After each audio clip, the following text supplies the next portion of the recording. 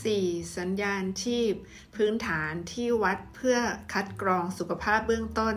ก่อนที่จะไปฟังข้อมูลฝากกดหัวใจกดติดตามโปรบิวด้วยนะคะ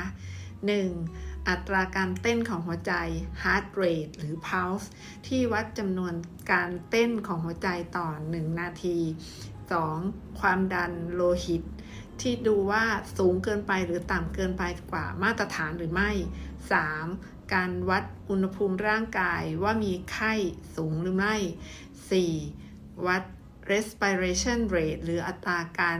หายใจของเราต่อ1นาทีค่ะสอบถามเพิ่มเติมได้นะคะ